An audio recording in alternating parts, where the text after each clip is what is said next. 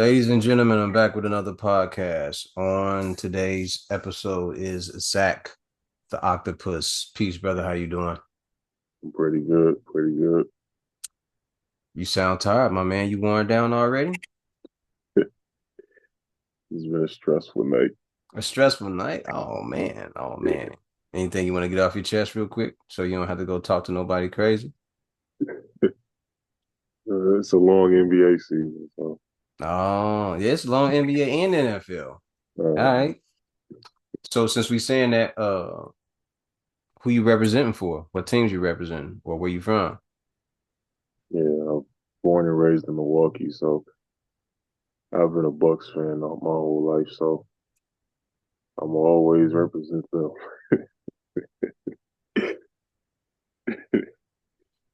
Yeah, Boo. hey, y'all did good against us the other day. Nah, I ain't talking about that. Just historically, it can only be one team in the Midwest, and I prefer it to be Chicago. So, Okay. yo, y'all got some representatives over there though with Giannis Hmm. and having Dame over there. Hopefully, this is a better season for you guys, and you guys can put it together a little bit better. Yeah, it's it was a lot of moving pieces last year, so I guess with the off season and the months and months we got to the playoffs, they got plenty of opportunity to put all the pieces together.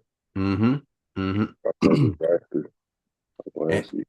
and it looks like this time around, Dame will have more of a chance to be part of the not part of the unit, but he'll be more of a cohesive Mhm. person to the unit, and they'll work together as a team. So we'll see how that turns out. I'm actually rooting for them, but now I ain't saying rooting for them. I'm pulling for them, but I do want Boston to tear shit up, just because JT and JB were treated uh wrongly. They were treated so wrong for the Olympics. I think they should just come Yeah, out and just fuck the league up, and just run shit. yeah, I hear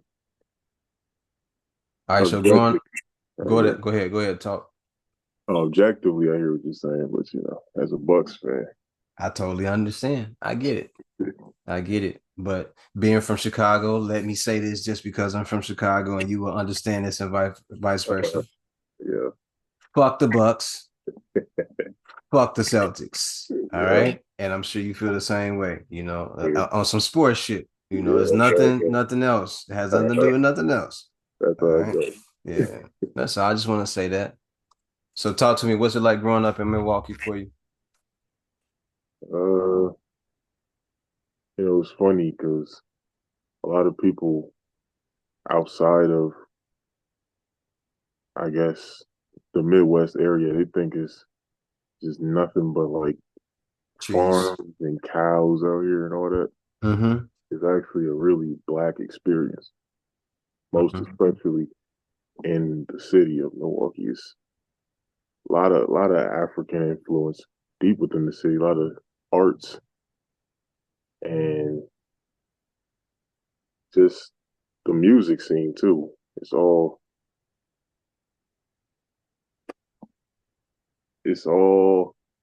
it makes it hard to not have, you know, a creative background when you come from Milwaukee because everywhere you go, you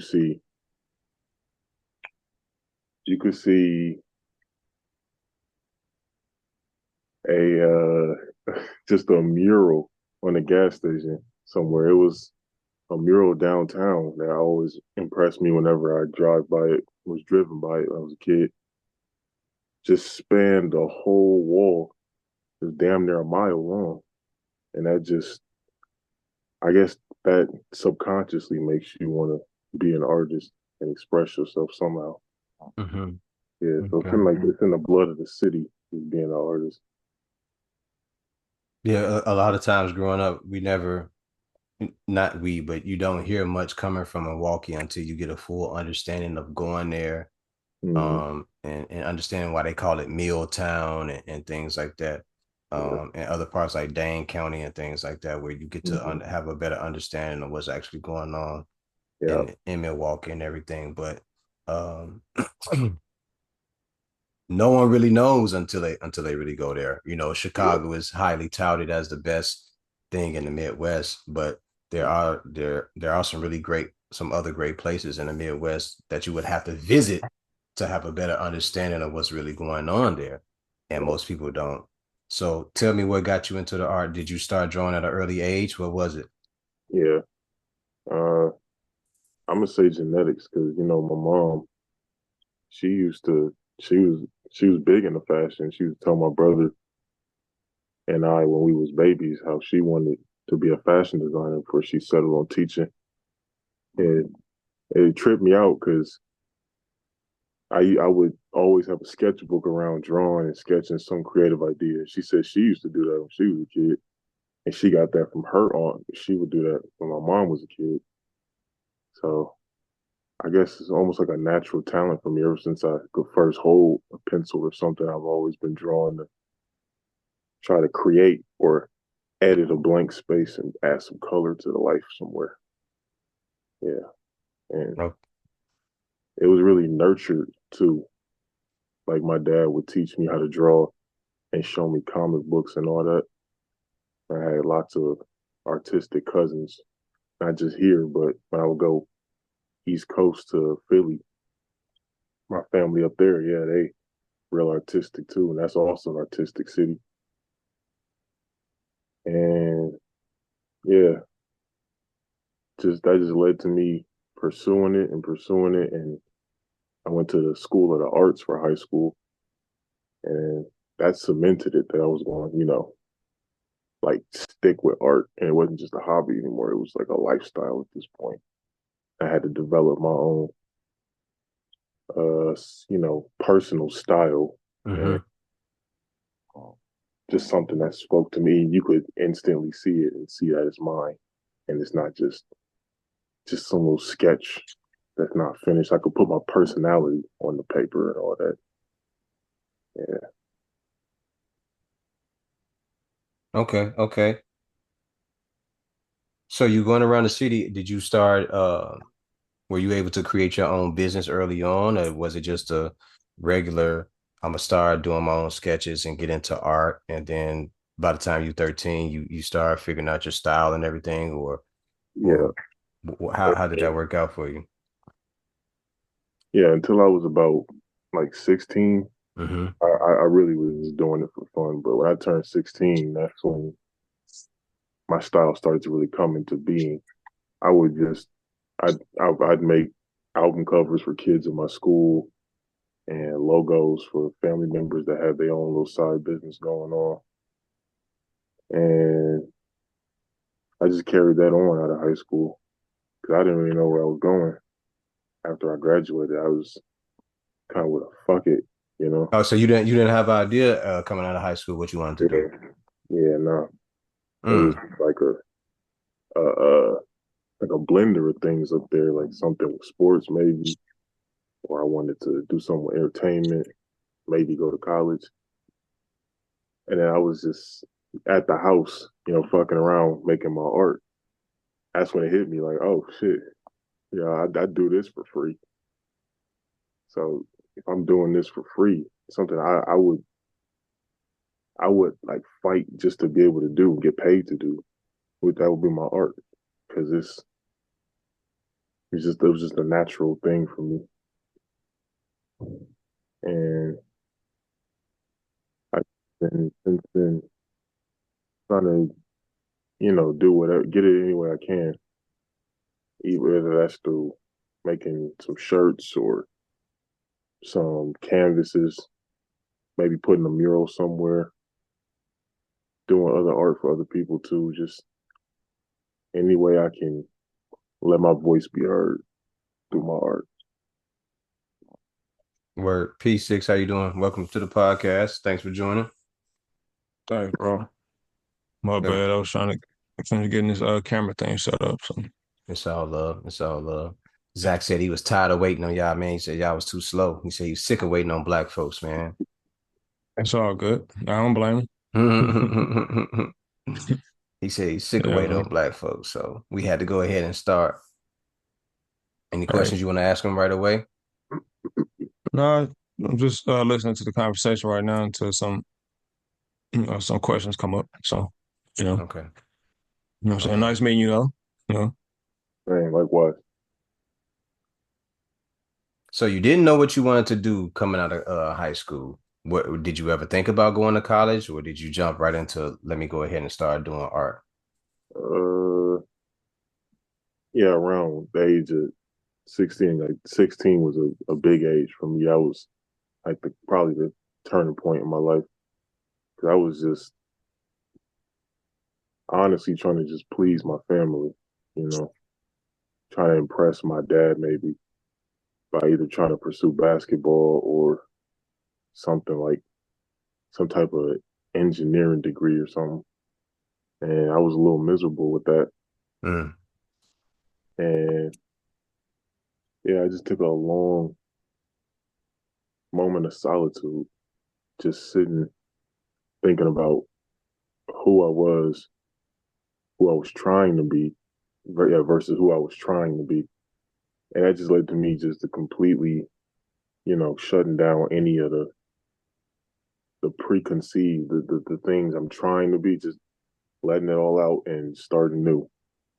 So, and that just made me go 110% into my art and maybe try to view the lifestyle that is an artistic or creative one as not a, some little hobby. Because some people will make you feel like it's, just some distraction, yeah, because something to take to the side. and I'll say this: growing up, although I did make some decent money doing Mm-hmm. art, painting signs and painting portraits and the chalk drawings and things like that. What Mm-hmm. I heard early on was that you could never make any money off of doing art, so you Yeah. should find a real life skill and stick to Mm-hmm. that. That's Yeah. what I was told. So I'm not Yeah. sure what all they said to you, but I was told that as a young man, art wouldn't get me anywhere. There was Yeah. nothing in art, for me to support myself or support my family. So I should find something else to do early Yeah. on. It was that my dad straight up told me that it wasn't gonna work. And I think it's not even directly, it's just like subconsciously. Teachers in school, commercials on TV, they all tell you that creativity don't pay and to fall in line and all that. So with that, it was really just about, you know, shedding all of the things, unlearning all the stuff that I was taught, either consciously or subconsciously, and just moving forward as a new man and following what was my truest desire and not what I think will make me happy, what will actually make me happy. I got And a question. yeah, Um, about how long ago was it when you actually got in the presence of somebody who was actually as serious about or as passionate about their art as you found yourself to be? And you say, that right there is the direction I want to go in, or that's something I really want to strive for. yeah, Because, I used to hoop, you know what I'm mm, saying? Being on the court with a lot of the ballers was like that was my motivation. You know what I'm yeah, saying? Playing against somebody who was better than me or somebody more creative than me or somebody who was more successful than me always drove me to kind of, do it. Whether or not I was going to go to the league wasn't even on my mind. It was just to be as good as them. okay, yeah, So like what age did you really reach or meet that individual that made you say, you know what? Screw all that. This is what I want to do. yeah. It was three people really. It was my older brother and two older cousins I had. So my brother, that's why I was always conflicted when I was a kid because he he's very musically talented. So he has always since birth, like before he could talk or walk, he was beating on the drums and making a good rhythm. And that he always seemed like he had it figured out. And that conflicted with me because I didn't know what I wanted to do at all. So when I see him, despite my dad saying that too, that's unstable. Him having band practices since he was like what 12 years old, and he's still going hard to this day with his music. That made me think, you know, if I could display even a little bit of the same confidence and passion as him, I could probably flip this into something as well. And another cousin of mine also is like that with acting. He really, since we was kids, is always standing out and being bold.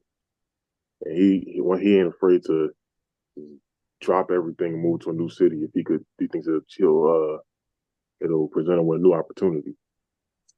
So he was also an inspiration. And I had another cousin, Curtis. He actually is in the industry, working with Dr. Dre and all those types of people. He does music too. And, he's always an inspiration to me and my siblings and my other cousins. He would tell us all that too, that the sky is the limit. So when you sit in the room depressed and not knowing where to go, you sometimes just close your eyes and look for the light when you around a bunch of darkness. And that's the things you remember is those family members that actually, that you want to emulate what they did and what they're doing, the creative lights in your life. So it's probably those three I just chased after for sure. I get it. I get it. I know as a creative, it's always challenging to kind of like break through Mm-hmm. just on a like even if you're just doing it for yourself, it's kind of hard to break through. But when you got people around you who may not necessarily see or appreciate the vision, that I guess that adds a little bit more weight to the struggle to actually get there. And wherever there is for you, Mm-hmm. it may not even measure up to what they expect out of you. You Yeah. know, people expect you to get rich. You know what I'm Mm-hmm. saying? If you're gonna do that, you might as well do it as a job. You know what I'm saying? As opposed to like just being as sharp as you can at it, and letting it manifest what it's going to manifest for you. Because I don't think a lot of people tap into their talents that way. Some people kind of like just put their talents on the shelf and just go get a job somewhere. Mm-hmm. And then for the rest of their life, it's always shoulda, woulda, coulda. Yeah. That's the thing I fear most is being on my deathbed with regrets. I just we only got one life, I don't want to waste none of my time down here. Sit around being a shoulda, woulda, coulda ass person. Mm-hmm. And what they say is that the cemetery is the richest place on earth because most people went to their deaths with all their with all their ideas with them, and they never poured them out into the world. They went to the cemetery with all their money or whatever it was, and they never poured everything out into the world that they should have. So what you're saying is very true. You want to pour everything out. Myself, I am a giver. So a lot of the knowledge that I have, I give to people. Anything that I know how to make money or do something with art or whatever it is, I give. I give and I give and I give and I give. You're supposed to pour out as much as you can and leave nothing behind. For some people keep everything to themselves because they don't want to see other people succeed or see people do better than themselves. But I feel that part of my job while I'm here is to give and give as much as I can. Second time around, money wise, I won't do that as much, but I do things a lot different this time. But as much as you can, you should give and you should help people and you should uplift people and show them things that they didn't know how to do to make sure that they get further than where they were. Yeah. Now, whether they listen or not, whether they take your advice and whether they help themselves out, that's totally on them if they make it beneficial to themselves. But you're supposed to do what you're supposed to do. Yeah, you don't hear enough of that. Mm-mm. Mm-mm. And People, you're not. You're not. people real selfish out here. Nope. Yeah, Yeah. absolutely. Yeah. Absolutely. Your style, Mm-hmm. where does it come from? Where did you get your style from? Um, Largest influence would definitely be Jack Kirby, who was an old comics creator from the 1960s. Because um, my dad, when me and my brother was like 2 years old, Spider-Man movie, that really just opened our eyes. And my dad told us all about all the other types of superheroes, and he made sure that we got a hold of some of those old comic books. And since then, man, I just been in love with that vibrant style, real expressive and colorful all over the place. And I'd also say a lot of hip hop album covers. Yeah, when I saw a lot of just the style and attitude and how braggadocious you could be with just an image and the way you could compose it, that made me want to make my own and express myself through images. Okay, because you do have a vibrant style. I was checking it out earlier. I'm checking it out now as we continue to talk and speak and everything. And I was looking at it and I was wondering. Yeah. That was one of the things. It's like it's a very vibrant, and I'm big on colors. Colors say a lot about your palette, right? There's a lot going on in your eyes and a lot going on in your brain when you Yeah. start using a lot of colors and everything. So I was just wondering. So outside of Jack Kirby, who else was there? Uh,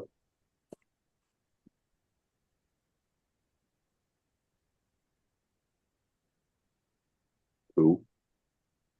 And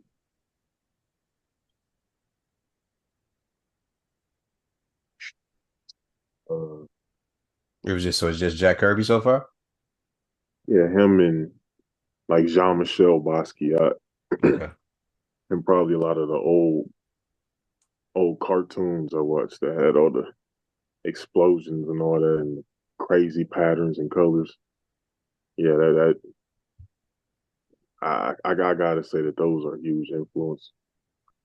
In fact, I watched some of the old movies I watched when I was a kid, something like Osmosis Jones that will get me inspired to make something new. Okay. So are you a movie buff then? Is that what you're telling me? Yeah, yeah. Oh, okay. So let's do this then. Six, we gotta take them back. We did this on a different podcast, so we're gonna ask you right now. Hmm. Name your top five movies of all time. Don't matter what genre, just name your top five movies. Okay. Number one is Django. That's always number one. Okay. Then I'm gonna say The Incredibles and Fantastic Mr. Fox. Uh,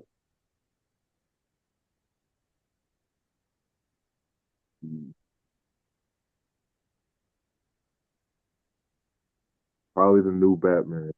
Maybe. And the fifth one would be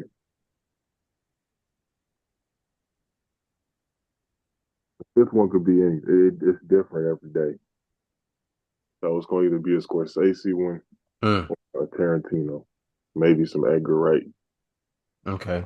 Uh, So if we say Scorsese, we talking about Godfather 1, Godfather 2, we talking about The Departed, Irishman. yeah, Irishman, The Departed. Oh, Departed is The fire. Departed, yeah. Yeah, Yeah. Fire. yeah, that's a great one right there. Fire. Yes, sir. Wolf of Wall Street. Wolf of Wall Street was a good one as well. Yeah, and I like your use of shapes and perspective, like the angle. It's mhm, almost like a movie poster. You know yeah, what I'm saying? That's what I get from it. Big yeah, time movie poster vibes. yeah. Try to tell a Yeah. story with the pose. Yeah. Keep it dynamic. Yeah. Yeah, people I don't. think that's what's I think that is the unique component that kind of make an artist's style, stand out from like the pack. Because a lot of people there's a lot of people who are awesome at what they do, but a lot of their stuff is derivative.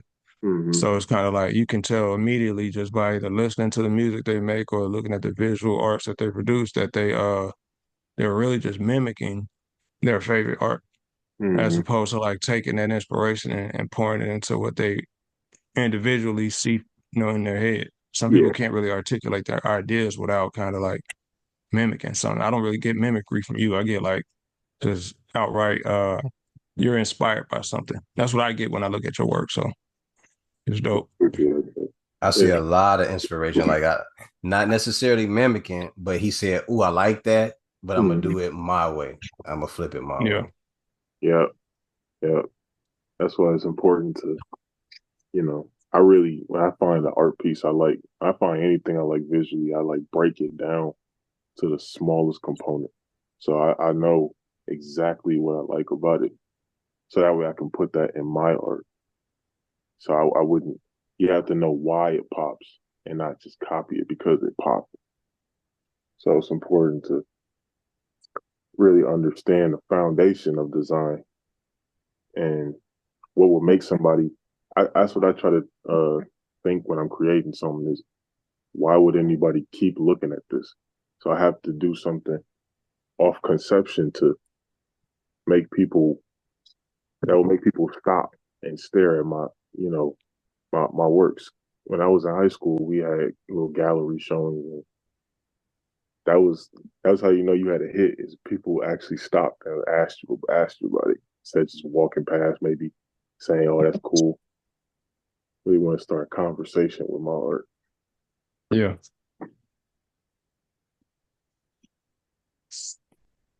Any questions you want to ask some sis before we go further? Uh, just based on the work that I saw.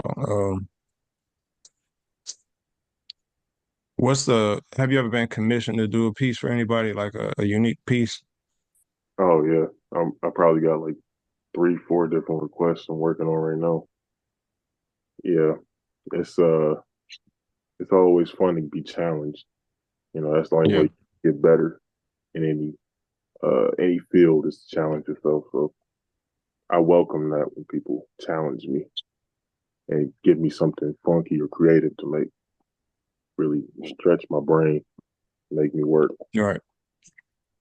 Commissions can be a pain in the ass though. At sometimes, not at sometimes, but Yeah, sometimes though they can be a pain in the ass because you do a piece and then you mm-hmm. show it to the person and then they go, "That's not what I wanted." Yeah, And it's like, exactly. well, I don't care what you wanted. This is what you told me, and this is what Yeah, I did based on the artwork that I know how to do.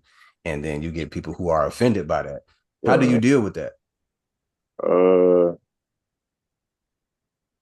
I stress to be as specific as you can be because some people tell you just go crazy. When I go crazy, you tell me to reel it back in. And it's like, what you want from me, you know? So any guidelines you got, just put them there so I know off rip what I'm doing and not doing. Mm-hmm. But when I don't try to get too crazy because I know my style can get a little insane for everybody else. I try to contain it a little bit. I'm doing a commission, but I might make a backup or two just in case they want to see the crazier one. As far as your Do you drawings, usually go ahead, Six. I was gonna ask, do you usually play music while you're creating? Do you have like any audio like inspiration as well? Oh Because I yeah, know like a lot of artists, like for me, like when I'm creating music, a lot of people tend to like only want to focus on the sounds that they have right in that moment. But sometimes I want to be like inspired by something outside of that. So I'll play a documentary in the background or something like that. yeah, Things like yeah, that to kind of like motivate me to kind of like push the boundary of what I'm creating. yeah. That's like ritual. I have to have some type of music playing. I usually just yeah. I say the music actually is the it shifts the whole piece. So I might it might have a different tone if I start playing like something from the Neptunes from the early 2000s. It might be more Fire. colorful and bouncy. But then I switch it to like some coke raps, like some Pusha T or something, and then it'll get a more, crazy kind of darker tone with it. But I do try to imagine kind of the figure moving to its own soundtrack, and Right. that soundtrack will end up shaping how it comes out. So yeah, music is definitely an accessory while I'm designing something. That's dope. All right, my next question for you would be Jean Michel Basquiat. Mm-hmm. Do you have favorite pieces? I don't remember which one it's called, but it was something about a fisherman. Also, One with the T-Rex. Yeah, the fisherman one is just that one really opened up for me what I'm supposed to do with art. Because if you look at it, it's so many crazy patterns and designs, but it's all contained into one shape. So it's kind of this the whole principle of taking something you recognize and adding your own flair into it. And that's just kind of encapsulates what I wanted to do with my art in general. Okay. You did a piece or a print of Malcolm X Uh-huh. back in November 2022. All right. What Yeah. made you do that one? What was your inspiration behind that? Is that the one with Unfadable, impeccable, impenetrable. oh yeah, 2022. I had just gotten fired.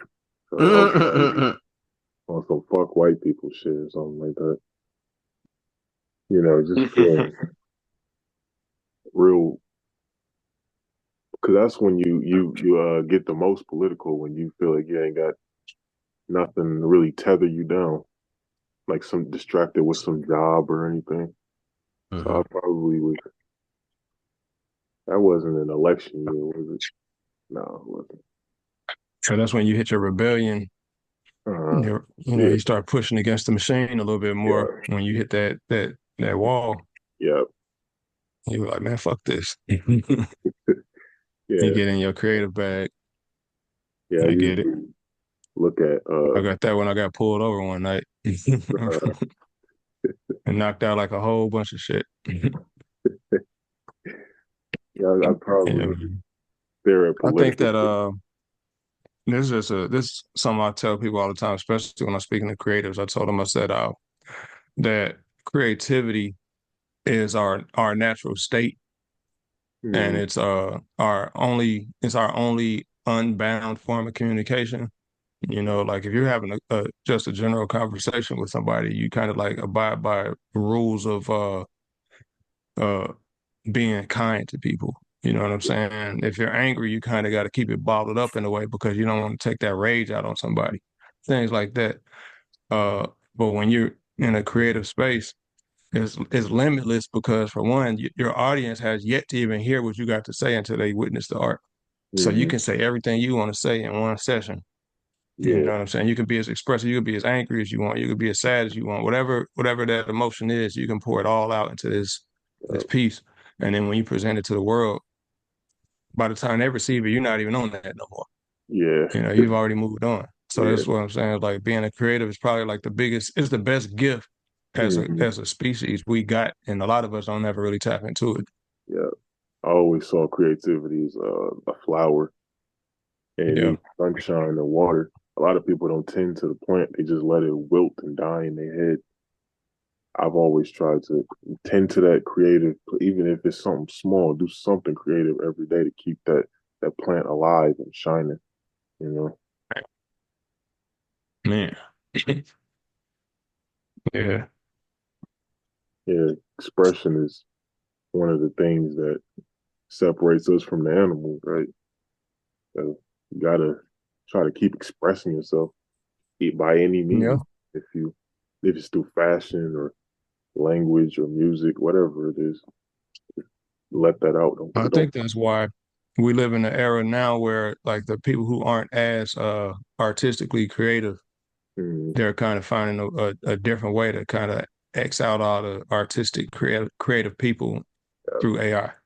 mm, They create these AI tools to kind of like mimic so yeah, they can market it because it's hard to contain and pitch an idea that doesn't necessarily speak to the style or the passion of the artist and mm, get them to sell what they're creating. yeah, I see it every day. You hear about rappers getting dropped from labels because they don't meet the deadlines or they're not meeting the goal. And like saying it's even worse for visual artists yeah, because you got a lot of people again who just go through the mimic phase of it and they get jobs at ad agencies. They hmm work for magazines and video game companies. You got some who are passionate about it, and others who just they do just good enough to get by. And then those who are 100% passionate about it, the industries kind of avoid us because we got ideas. They don't want you to have ideas. They just want your art. They Hmm. don't want your opinion. They don't want your idea. They just want your art. You Yeah, know? the real corporate guys, they just squeeze all the life and humanity out of it. They just try to make a buck off of everything. That's their Yeah. job. That's their Yeah. job. They don't care nothing about the art that you have. Their job is to make sure uh, that whatever integrity and respect you have for your art, you leave it behind and you help them make as much money as they need you to make. They need you to help them make. They don't Mhm. care about the art or the integrity. Um, and I did a episode. I don't know if you've heard of this guy. I did a podcast with a guy named Julian Voss Andri. And on the podcast and off the podcast, he talked about the integrity and respect for your work. He said that's the main thing that counts always. He says it doesn't matter how much money you make Mhm. unless making money is the biggest thing to you.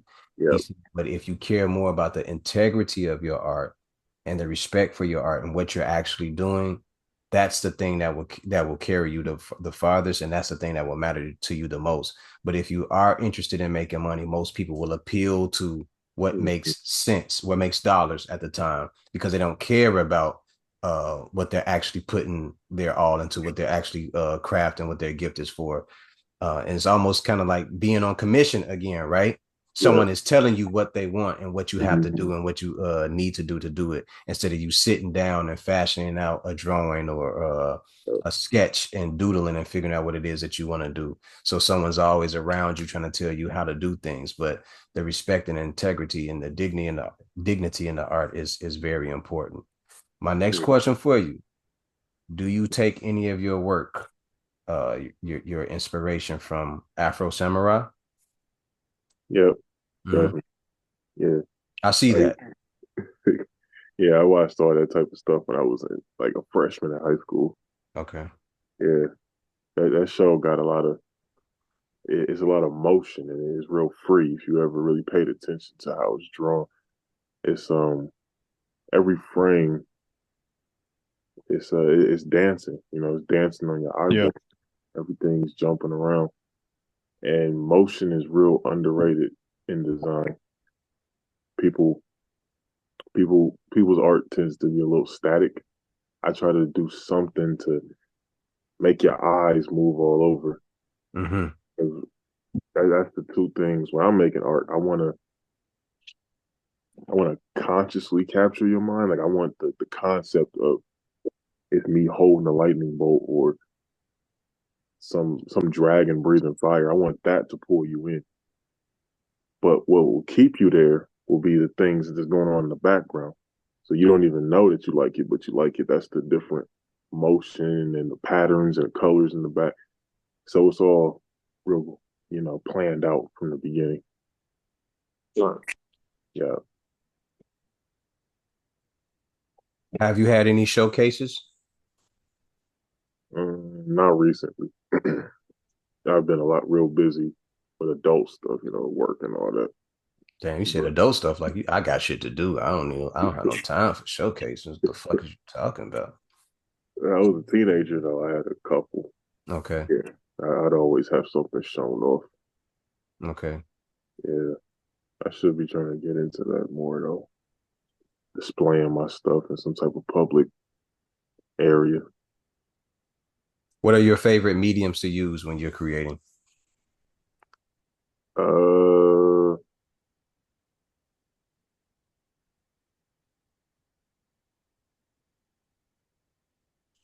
but I'm starting to sketch it out first.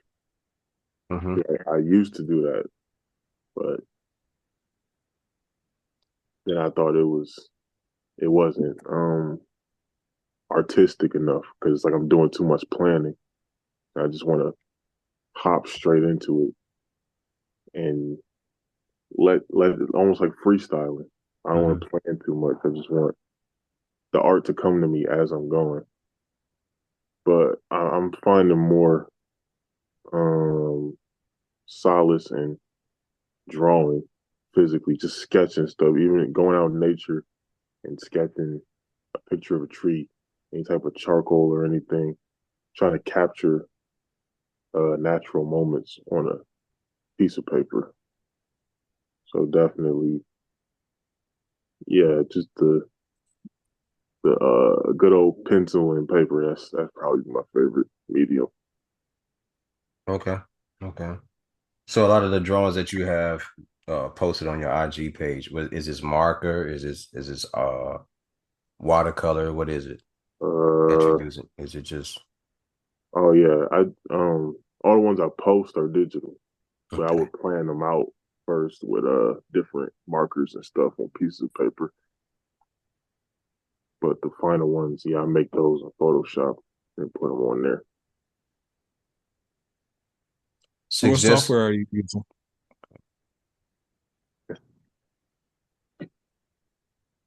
you said what software are you using? Photoshop, yeah. That was this six. No, that's all I got right now. Just in case to catch you up, six. My man is from Milwaukee. I told him fuck the Bucks. Um because you weren't in here. I just needed to say that and I'll just said it again. Um the Bulls are trash. We're gonna acknowledge that, but because I'm from Chicago and this is the Midwest and this is a central division of basketball, fuck them. Um that's all I got. I just wanted to say that. You know, Yeah, musically, um, who are you into right now? Uh, yeah, 9 times out of 10, I'm listening to Griselda, either West Side Gun or Boldy James. Bodie James is fire. I like Bodie James. Yeah, he used to date Amanda Seals. yeah, That's interesting. yeah, yeah. They're paying for all his stuff too. Yeah, I spend She some was so old. impressed about it. She brought it up in her interview with Shannon, with Yeah, Shannon Sharp. everybody. So like nobody asked for that. Wait, what happened? She had, Shannon was on his tear this year and he was interviewing a lot of people and he had his interview with Amanda Seals. Hmm. And just out of nowhere, she just started revealing details about her former relationship with Boldy. How he used to pay, how he had her paying for everything and shit like that. She would ask him to do shit and he'd be like, nah. He hit her with the stiff arm. She just came. She was just revealing. Man, it just felt like she needed to give it up. I guess so. She probably had some shit she wanted to get off her chest, just to let people know what she had been up to or whatever. Yeah, I don't think nobody was wondering about that. I'm sure no one really gave a shit, but she just gave up the information. That's what she did. She wanted to have a Cat Williams moment. She wanted to have people scrolling up and down her page looking for him, huh? Right. Who's this Boldy James guy? I never heard of him. Is he a rapper? Is he a drummer, a guitar player? I know he was trending real heavy around that month though. And uh, right when she did that shit, he was trending pretty heavy. But yeah, that's dope. That's a dope correlation. I could see like your musical taste kind of reflected in some of the pieces I was looking at. mhm. So that's dope. Yeah, You know. I say Um, Kanye West, what's the question? big, Um, pretty big if inspirational. you if one of those guys reached out to you to do cover art, do you think you'd be up for the challenge? Because Uh, they do a lot of abstract cover art. You yeah, know, Benny not so much. mm, Benny kind of like his cover art seemed to be like '90s yeah, themed. yeah. You know, Picture Scarface or something. Yeah, I would be down for that. Yeah, that would actually that'd make my year probably if I got to make some album cover for something I'm always spinning. Yeah, that'd be dope. yeah. Always making something for musicians anyway. As a person who was into or inspired by Jack Kirby, what are your favorite comic books? Uh, And they don't have to be Jack Kirby. yeah.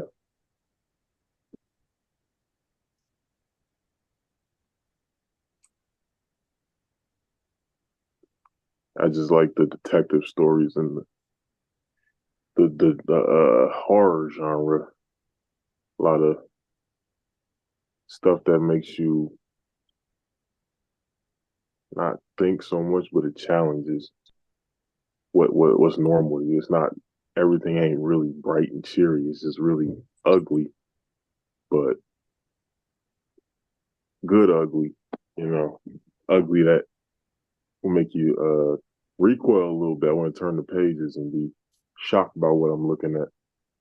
So Batman and some Hellboy too. That's really my favorites. What did you think of that last Hellboy they did a few years ago? The Uh, movie. yeah, that one was ass. I didn't like Yeah, it was it. super terrible. The was it the Golden Knights or the Golden Empire? I thought that was Golden dope. Army. Yeah, Golden Army. yeah. I thought that was dope. That was. I'm glad they just put that one on streaming. I was looking for that one. Yeah, that was pretty cool. Yeah. After that, I was like, all right, they might be done because I don't know how they gonna top this one. Usually when whatever movie comes out and they do a really good one, everything after just Yeah. is barbecue ass juice. Like it's not gonna work out ever. They just made another one. That one looked like a fan film. Nah, You know, I'm gonna ain't check it. nobody checking for it or anything.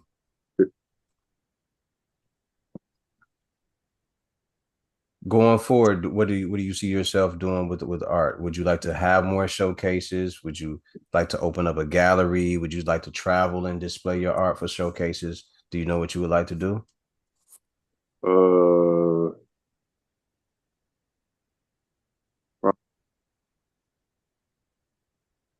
like I see myself really maybe putting my art on shirts.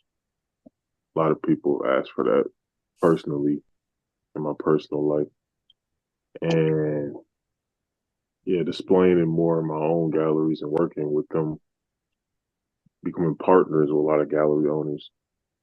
So it's more of a normal thing that is I'm expected there, and eventually, what I my end goal would be to make some. I want to make like art books every month, just a book of my art, just to showcase it there and make it affordable. So it's not just rich people that could buy it. That every man could get it. A working man, non-working man, a child. So that way I can inspire and express myself to everybody. When you're doing your artwork, are you drawing just from yourself or are you drawing from things around you? Because I know like sometimes when people sit and they draw, they have an idea, they have a sketch of art, they have a I don't know how to put it, they have windows Mm-hmm. and panels that they want to do. Do yours pop up like that, or is it just one landscape picture or one portrait that you want to do for yourself? Uh, yeah, I think it's a case by case thing. Okay. It, Sometimes it's like that. Most times it's just me though, just what I'm doing for myself. But inspiration can really be drawn. It could just come from anywhere. You never know. So I guess I gotta always be ready to take mental note. All right. Let's talk about comedies. Are you into comedy movies? Not the newer ones, but I'm just saying, period. They ain't got to be nothing yeah, new. yeah, yeah. Give Okay. me your top 3 to 5 if you got them. Number one is Don't Be a Menace, the Wayans brothers one. Okay. Number two, The Other Guys with Will Ferrell and Mark Wahlberg. I have Number not I have three, not seen that one. yeah, it's real That good. shit's funny. It's hilarious. Third one, uh, probably I'm gonna get you, sucker. Yeah, that's a real smart comedy. It's funny as hell, but it's also, you know, picking apart things in culture. I think that's probably my top three right there. All right. I'm gonna name one for you, and I'm gonna Okay. ask you about it. Hmm. 40-year-old virgin. What did you think of that? Yeah, that's a classic. I'm always playing the scene in my head with Kevin Hart. Yeah, that was a crazy scene, dog. Yeah. That was crazy. That's one of my all-time favorite comedy movies, man. Like it's a rarity that I can go wrong with that one, you know. Yeah, they don't make them like that no more. Mm-mm. Mm-mm. They're I haven't not seen allowed. anything like that in a while. Hmm. Would you say six? They're not allowed. No? You think Yeah. that's what it is? Yeah, back in the day, it was like no holds barred comedy. Now it's like you got these rules that you got to abide by, and you got to find a way to make those jokes work without being offensive. I You know, think people should just do it. I don't think it's about being offensive. I think that people get on these social media sites and they say we're gonna cancel this person for telling a joke about gay people or trans people, Hmm. and that's the and thing, though. and it hurt our feelings, but everybody's That's the hurt thing, feelings though. is gonna get Offensive, hurt about something. You can't stop offensive, that. being offensive is subjective, though. You know what I'm saying? Like I could say something to somebody, and just because they don't like it could be something about they don't like my blue hoodie. And now they're offended by what I said because they triggered by the fact that I had on a blue hoodie and my blue hoodie remind them of some shit from their childhood. There could be a Hmm. number of things that trigger offense. It's just that now we got more companies and ad agencies supporting it because they know that their core demographic are the ones complaining. Hmm. So that's really what it comes down to. Like shit. That's why the Wayans brothers ain't really been in the movies like that too much now. Ain't Hmm. nobody really writing in those checks because they scared them niggas gonna come out there with some old controversial takes. You know what I'm saying? That's the What was the core. movie? They edited out a whole bunch of they clone Tyrone before they put that movie out. And that That movie movie was crazy. still fire. That movie was still fire. Yeah. It was. Imagine what was on the cutting room floor. Man, because it seemed that movie seemed like something was missing in certain parts. Like they left some information out, or like something was. I was watching it like it seemed like they cloned Tyrone was just missing something. Like they were just taking shit out of it. So, but Like I he was never went jumping back. from one scene to the next, Yeah, no yeah. context at all. It wasn't meshing together. It was like they didn't do a good job of editing this together very well. But now that you say that, that makes more sense. That they were taking shit out to not be offensive, which I don't think they should have done. But if you got somebody else paying for the budget, you kind of submit to what's going on. Uh, But if you want it on their platform, you want to release your movie on their platform, Hmm. that's another thing. Like you can 100% hell, Tyler Perry, he 100% finance his movies, mm, and you see what that shit look like.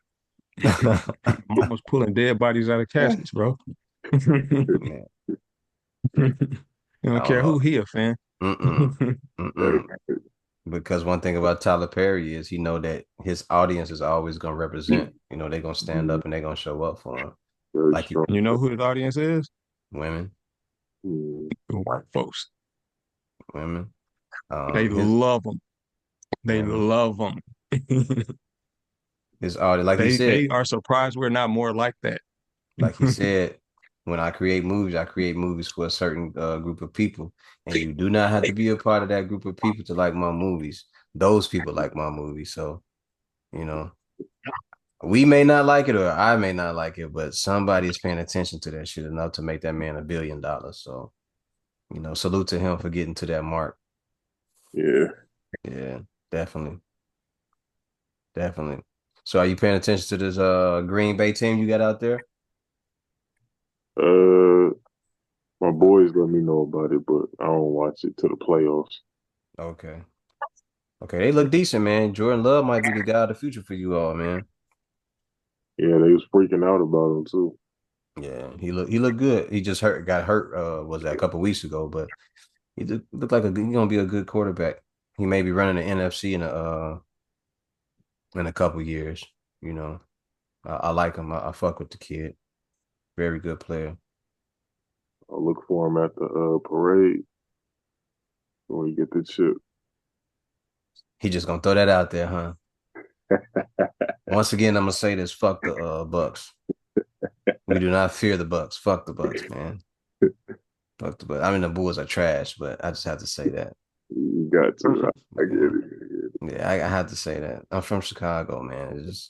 It just don't seem right to hear you talk about those guys and I not say nothing. it. All right, so let me talk to you about this representing brands and being an independent business owner. Are there Are there any brands, black owned brands that you support, like t-shirts? Because I have on right now. I have on a Fresh Culture clothing. Are there Mhm. any brands that you support? Um, Not officially, no, but I have been in talks with a couple people. We're still in the planning stages of making something like that, our own businesses in clothing. So, but as for now, I'm still a free agent. Okay, no, and you should stay a free agent. All I'm saying is like, do you go out and vend and support and buy black owned Oh, clothing brands? oh yeah, yeah, yeah. I would buy anything to support, you Okay. know, young black creators. Okay, definitely. That's definitely. You should always do that, man. Always do Hmm. that. Always show support as much as you can. If Yeah, you can't do it, it's understandable. But when you got the time yeah. and you have the space to do it, you should definitely support black brands, black owned brands. I definitely try to whenever I can, Yes, sir. especially Six. when the youth involved. Mm-hmm. Are you a part of any youth initiatives where you are? Not the official ones, but I do work with kids every now and then. Okay. Yeah. Six. Any other questions you need to ask them? No, not really. Um, I just think it's makes some dope work. You know, he's got a good eye for detail and Mm-hmm. color palette. Um, it stands out in a way that I think that with the right amount of time and eyes on it, it's gonna pop and become something phenomenal. You know, it's got to be intentional about that. You know, Hmm. Would you I'm ever big on enforcing being intentional. You know, Hmm. Would Yeah. you ever consider using Prismacolors or no, not Prismacolors? Would you ever consider using uh what was the one? Watercolors? Oh yeah. Yeah. I've done that in high school. Okay. That's Would you that's consider probably would you consider painting and using yeah. watercolor? If I was gonna paint, I'd do watercolors the best thing. I'm not saying that that's not something you should do, but I'm just saying like Oh yeah. Yeah. Yeah. I judging know. off the work that you do, Yeah. I think it would be Watercolors. a dope yeah, I think it would be a Yeah. dope addition to what you do have going on. Yeah. Yeah. Watercolors. That's the way to go. That's how you get the best looking ones. Mm-hmm. That's the ones that's always beautiful and stop me in my tracks. Never I see a watercolor painting. Mm-hmm. Mm-hmm. And then you can dibble and dab with like a acrylic at some point in Hmm. time if you feel the need to. But Yeah. definitely, I definitely do see.